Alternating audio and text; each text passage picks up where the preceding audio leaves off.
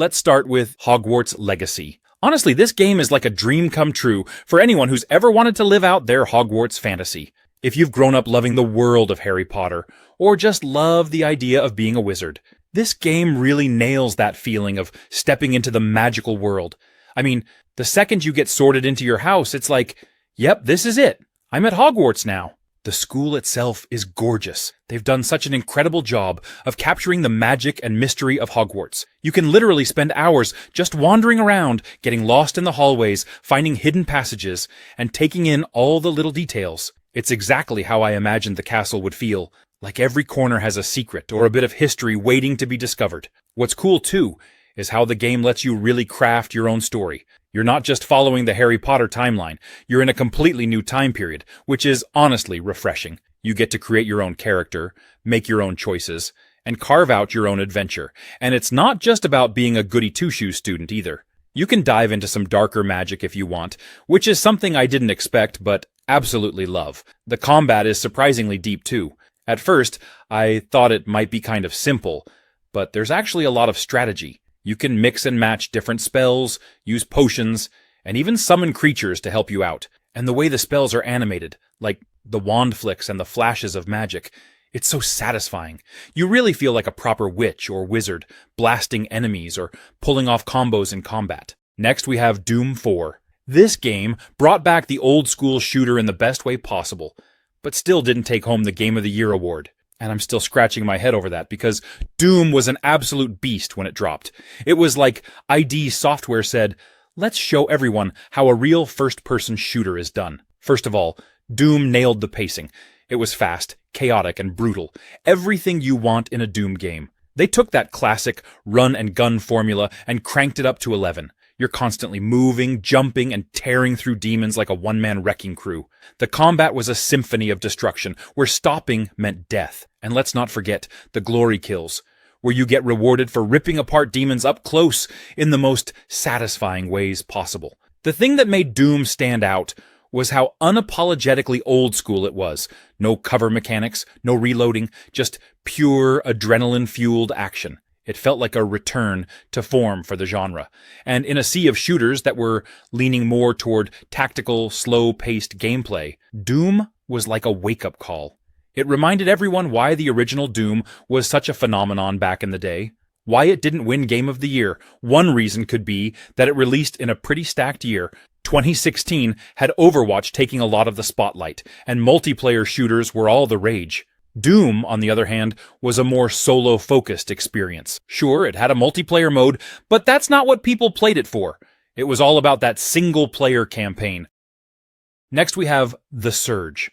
I went into it thinking, okay, another sci-fi post-apocalyptic action RPG. But it's so much more than that. The whole concept of this broken-down, futuristic factory setting is just awesome. It's gritty, industrial, and feels like everything is falling apart, which really adds to that sense of desperation as you're trying to survive. And honestly, the world building is better than I expected. You slowly uncover bits of the story as you explore, and the more you dig, the more you realize just how messed up everything is. Now, I've got to talk about the combat because that's really the star of the show here. It's tough, methodical, and every fight feels like it could be your last. But here's the twist that sets it apart. The whole targeting limbs mechanic. It's genius. You don't just hack and slash randomly. You're strategically aiming for enemy body parts. Want that awesome new arm gear? You better take it from your enemy. It makes every encounter feel like a high-stakes chess match, where you're constantly weighing the risk of going for the kill or trying to grab new loot. And the exosuit? Such a cool feature. It feels like you're wearing this clunky, powerful piece of machinery, and as you upgrade it, you can feel yourself getting stronger. But at the same time, the enemies ramp up in difficulty, so you're never too comfortable. It keeps you on your toes, for sure. Plus, the suit customization adds a ton of variety to the gameplay. So, yeah, The Surge is a gem. Next we have Nier Automata. One of those games that didn't exactly explode onto the scene when it first launched, but ended up becoming a cult classic. If you've never played it, at first glance it might seem like just another action RPG. But this game much more than that. It's one of those titles that, once you dive in, completely pulls you in with its depth themes and that emotional roller coaster of a story. But here's the thing. When it first came out, not a lot of people were talking about it. Sure, it had fans, but It didn't immediately blow up like some big AAA game. Part of that might be because the original was kind of niche and never really became a mainstream hit. So it had this uphill battle where people weren't sure if it was worth checking out. The game is weird. And I say that in the best possible way. It doesn't hold your hand, it doesn't give you a typical RPG experience, and the story can get really out there. You've got androids questioning the meaning of life, robots acting like humans, existential dread, and more than a few mind-bending plot twists. For some players, it was a little too philosophical. It's not afraid to get deep and ask big questions. And that can be off-putting if you're just looking for a straightforward action game. Then there's the whole multiple endings thing. It doesn't just have a single ending, it has like 26 of them. Now, most of those are joke endings, but to get the full story, you actually have to play through the game multiple times, seeing it from different perspectives. Some people love that. It's one of the game's strengths, but others didn't really want to replay the same sections to uncover the whole narrative. It was divisive, to say the least. Next we have Resident Evil 7. One of the coolest things about the game is how immersive it feels. They went with a first-person perspective, which, let me tell you, makes everything so much scarier. It's like you're in the middle of a horror movie, and you're the main character. And they nailed that gritty, creepy vibe. The sound design is just incredible, with creaky floors, distant footsteps, and other little sounds that keep you on edge. It really pulls you into the experience. You're exploring this creepy, run-down mansion, and right away, you can feel the game practically daring you to go deeper. And trust me, every corner you turn is filled with suspense. It's got that classic, what's around the next corner feel, where you're bracing yourself for something terrifying. I found myself holding my breath more than a few times. Combat-wise, it's got that classic Resident Evil survival feel. You're not overloaded with ammo, so every bullet counts, and you have to make careful decisions. It's a nice balance of horror and action, where you're fighting to survive, but still constantly feeling vulnerable. And the enemies? Let's just say they're some of the creepiest in the series. The puzzles are a fun throwback too. They're clever, without being overwhelming, and they add that classic Resident Evil touch to the game. You're searching for keys, unlocking doors, and solving riddles, which all just adds to the sense of discovery and dread. And honestly, the Baker family. They are some of the most memorable characters in horror gaming. Period. Each encounter with them is just nerve-wracking, and you never know what they'll do next. It's like they're always one step ahead of you. Next we have Far Cry 5. It's got all the things you'd expect from a Far Cry game. Open-world chaos, intense gunfights, and that sense of freedom to approach missions however you want. But this time, it's all set in the rural heartland of America, and that gives it a totally different vibe. What I loved about Far Cry 5 is how open-ended the gameplay is. You can literally do things your way. Want to storm a cult outpost, guns blazing? Go for it. Prefer to sneak around with a bow, taking out enemies silently? That works too. And then there's the ridiculous factor. This is a game where you can call in a bear named Cheeseburger or a dog, Boomer, to help you in battle. It's over the top in the best way. One of the big changes in Far Cry 5 is the way missions work. There's no set structure or main storyline that you're forced to follow. Instead, you earn resistance points by completing side missions, liberating outposts, and causing general chaos. As you build up resistance in each region, the story progresses naturally. It's a cool way to keep things feeling dynamic, and lets you choose how you want to play. There's also a ton of customization. You can upgrade your weapons, unlock perks, and even hire guns for hire to help you out in tough situations. There's a strategy to how you approach each mission, but it's always balanced by that freedom to just go nuts if you want to. One thing that stood out for me is how relevant the game feels. The whole idea of a cult taking over a rural town and pushing their beliefs on people. It's unsettling because it feels like something that could actually happen. Next we have Dying Light 2, another game that stumbled out of the gate, but is actually pretty awesome when you take a closer look. So, when Dying Light 2 was first announced, people were hyped. The original Dying Light was a sleeper hit, with its intense parkour system and brutal combat, so expectations were sky high for the sequel. But then, delays happened. Lots of them. And with every delay, the excitement started turning into skepticism. When it finally launched in 2022, some people felt like it didn't quite live up to the years of anticipation, and there was plenty of chatter about bugs and performance issues, which, to be fair, did hurt its reputation right out of the gate.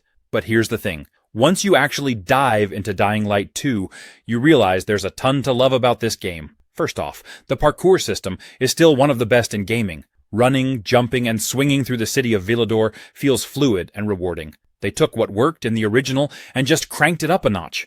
You really feel like you're flying through this post-apocalyptic world, dodging zombies and hopping between rooftops. The combat? Absolutely brutal. Smacking zombies and bandits with improvised weapons, drop-kicking them off rooftops. It never gets old. Plus, the day-night cycle adds a whole other layer of tension. The zombies are slow and manageable during the day, but at night, man, they become terrifying. It's a heart-pounding experience when you're scrambling to find shelter as the sun goes down and the city gets overrun. Next, we have Hellblade: Senua's Sacrifice. I can honestly say, it's unlike anything I've played before. Right from the beginning, it sets a tone that's dark, emotional, and deeply immersive. You can tell it's more than just an action-adventure game. There's a deeper story here, and it pulls you in with every step Senua takes on her journey. The story is so emotional, especially as it deals with mental health in such a powerful way. The way they portray Senua's psychosis, the voices in her head, it's also unsettling but fascinating at the same time. It's like you're constantly living inside her mind, and that really makes you connect with her. It's rare to see a game tackle such a heavy topic with so much respect and depth. And then there's the combat. It's intense, but it's not over the top. It feels personal. Like every fight is a struggle for survival. You're not just slashing through enemies for the sake of it. Each battle feels like it has weight, like Senua's fighting for something bigger. And the way the game makes you feel isolated, with those stunning landscapes that somehow feel both beautiful and haunting, it just adds to the experience. The audio design really stood out to me too. Wearing headphones made a huge difference. The voices surround you, whispering in your ear, sometimes confusing you, sometimes guiding you. It's such a smart use of sound to mess with your mind, making you question what's real. Just like Senua, I found myself genuinely tense during certain moments, not because of jump scares, but because of that constant feeling of unease. Next we have Fallout 76. I know this game got quite a bit of heat when it first came out, but after all the updates and expansions, it's a totally different experience now. Trust me. Bethesda really put in the work here, and it shows. First off, if you're into Fallout for the whole post-apocalyptic vibe, Fallout 76 still nails that perfectly. You're out there exploring the ruins of West Virginia, which is way more beautiful than I expected in an end-of-the-world kind of way. The landscapes are huge and varied, with misty forests, eerie bogs, and even mountainous areas where you'll get a stunning view of the Wasteland. Honestly, the setting is a character in itself. And yes, it's multiplayer, meaning you'll run into other players as you explore. But don't worry, it's not like some chaotic battle royale or anything. You can still choose to play mostly on your own, focus on your story quests, or even just wander around, soaking in the atmosphere. But having others around adds this cool element of unpredictability, like maybe you're all just hanging out around a campfire, or someone pops up to trade supplies. It makes the world feel more alive, which is pretty rare in the Fallout series. Speaking of camps, let's talk camp building, which might be one of my favorite parts of the game. You can set up your own little homestead anywhere in the wilderness, and then customize it however you want. I mean, some people have made full-on mansions out there, and I'm over here just trying to get my campfire going. It's like a mix of Fallout survival with Sims creativity. So yeah, if you wrote Fallout 76 off at launch, I'd say give it another shot. Next we have Watch Dogs Legion. This game really took the whole open-world hacking thing to another level. The first thing that hit me was the setting, London. And not just any version of London, but this near-future dystopian London where everything is under heavy surveillance, and the government is basically a dictatorship. The way they captured the city, though, it's spot on. From Big Ben to Camden Market, every corner of London feels alive, and it's just cool to explore this iconic city in a way you've never seen before. But the real hook for Legion? It's got to be that play as anyone system. Like, literally anyone you see walking down the street, you can recruit into your squad. I remember at first I thought, okay, but surely this is just a gimmick, right? Nope. You actually build a team of characters, and each one has their own backstory, abilities, and quirks. I had this old lady on my team, seriously, a grandma, and she was walking around, slow as anything, but she had some tech skills that were unbeatable. There's just something hilarious about seeing her take down an enemy in the most casual way possible. And that's what's fun about it.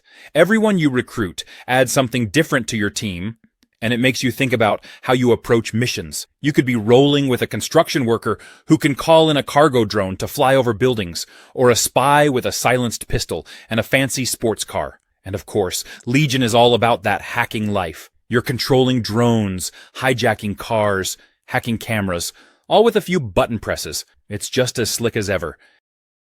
Next we have Final Fantasy VII Rebirth. If you played Final Fantasy VII Remake, you're already familiar with the epic world and characters, but Rebirth just takes everything up a notch. Midgar was this dark, gritty industrial setting in Remake, but Rebirth opens things up. You get to see more of Gaia, explore lush forests, massive plains, and mysterious ruins that feel like they're hiding 1,000 secrets. And then there's the combat. Oh boy, if you thought the battles in Remake were good, Rebirth steps it up. It's still that real-time, action-packed combat system, but everything feels smoother and more refined. Switching between characters mid-battle is seamless, and they each bring something totally unique to the table. Cloud's powerful sword slashes, Tifa's quick martial arts, Barrett's massive gun arm. Everyone has a role, and you get to experiment with strategies that make every encounter exciting. And the materia system is back, so you're constantly tweaking your setups, figuring out the best combos for each fight. Oh, and the bosses? Unreal. Square Enix did not hold back. Each boss feels like its own mini-movie, with incredible animations, massive attacks, and a level of intensity that keeps you on the edge of your seat. And it's not just about the challenge. Each boss battle feels personal, like you're part of something epic. And the summons, summoning Ifrit, Shiva, or one of the other iconic Final Fantasy summons, just feels so satisfying. They show up, wreck shop, and leave you thinking, yep, that's why I love Final Fantasy. Next we have Max Payne 3. One of the things that hit me right away was how smooth the gameplay is. The gunplay is so satisfying. That bullet time mechanic is still here, and it's just as awesome as ever. Nothing beats diving through the air in slow motion, watching bullets fly by, while you take down a group of bad guys in a ridiculously cinematic way. I've got to say, Rockstar really nailed the action sequences. You feel like you're playing through an action movie, especially with how they blend the cutscenes into the gameplay seamlessly. It keeps you hooked the entire time. The game does a great job of blending the old and new. It's still got that noir vibe in the narrative and Max's inner monologues, but with a fresh twist. And while it's different from the first two games, it feels like a natural progression for Max as a character. He's still trying to run from his past, but no matter how far he goes or how many bullets he fires, he can't escape it.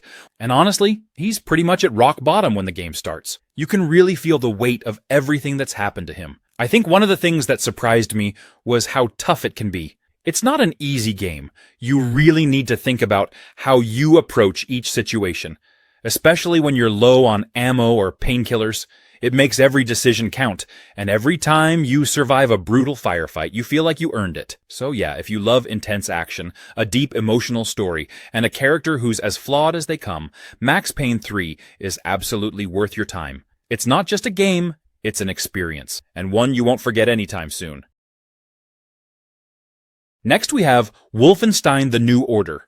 It's an absolute blast of a game, and I mean that literally. It's one of those titles that grabs you from the very start with its intense action, gripping story, and just straight-up brutal combat. It's a reimagining of a classic series, but it manages to feel both modern and respectful to its roots. The game is set in an alternate history where the Nazis won World War II, and it's your job as BJ Blazkowicz to bring them down.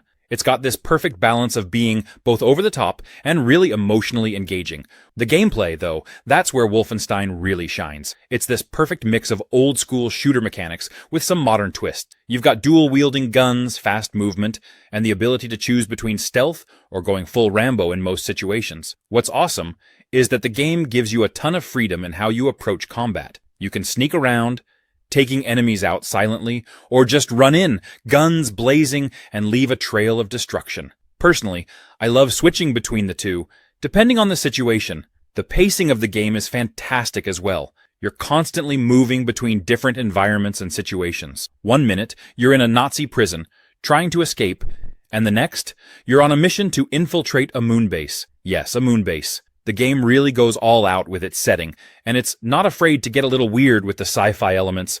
There's a ton of variety in the level design, and you never really know what the game's going to throw at you next. Whether you're in it for the action or the story, it delivers on both fronts. Next, we have Astrobot. You've probably heard whispers about this little robot. And let me tell you, Astrobot is the kind of game that's just pure joy from start to finish. It's the type of game that makes you feel like a kid again, with that big, goofy grin plastered on your face, because it's just so much fun. So, Astrobot is essentially a platformer, but it's one that uses VR, or, in the case of Astro's Playroom, the power of the PS5, to really blow your mind. The way Astrobot integrates VR and takes advantage of 3D space is something that's hard to explain without playing it. But here's my best shot. You're not just controlling Astro on a flat screen. You're actually there with him, looking around and interacting with this vibrant, charming world in a way that feels so immersive. It's like being inside your own mini Pixar movie, where you're right there with the characters. What's awesome about Astrobot is how it brings that classic platforming feel, but in a way that's totally fresh.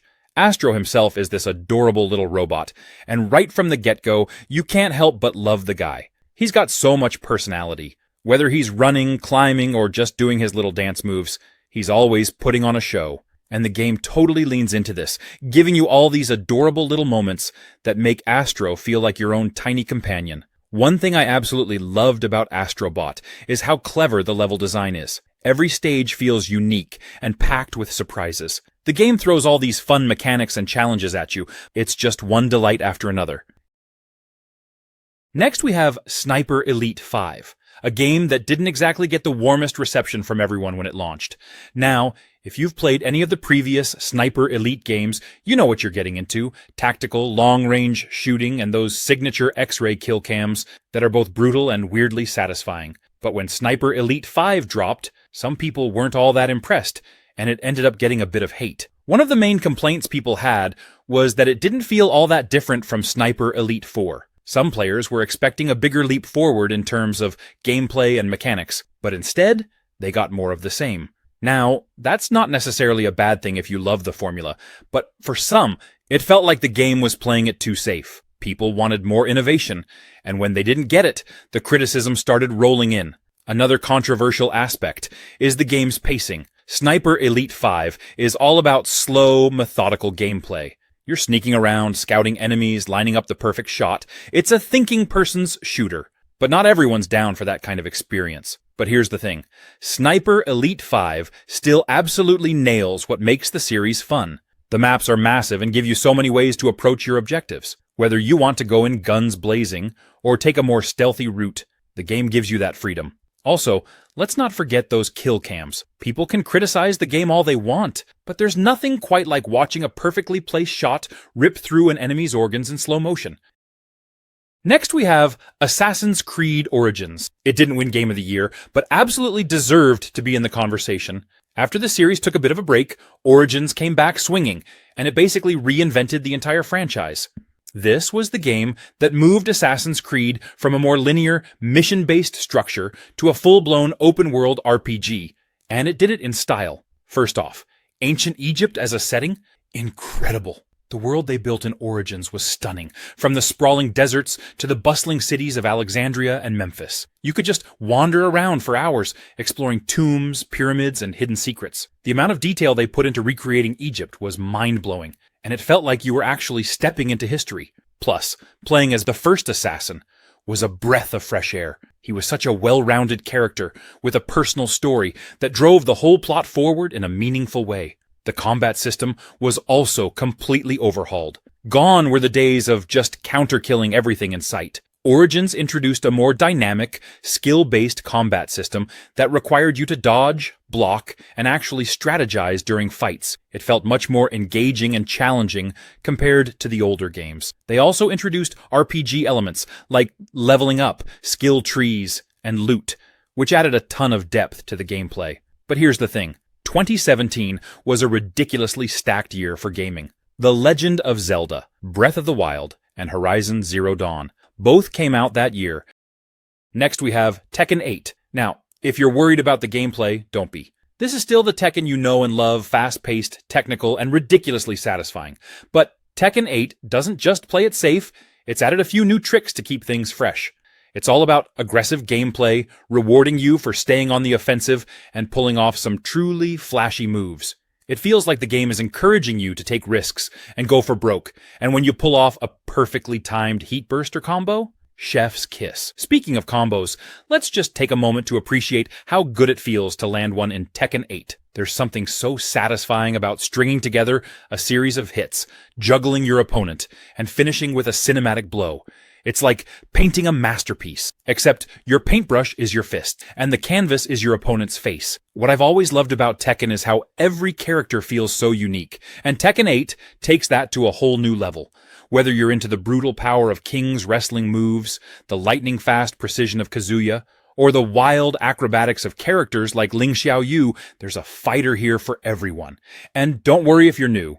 The game does a great job of easing you into the mechanics, but let's be real. Learning the ropes is half the fun. The other half? That moment when you finally master a character and start pulling off ridiculous combos that make your friends yell, "How did you do that?" And the story mode? Buckle up. Because Tekken 8 delivers the drama. This series is basically the Fast and Furious of fighting games at this point. Next we have Chivalry 2.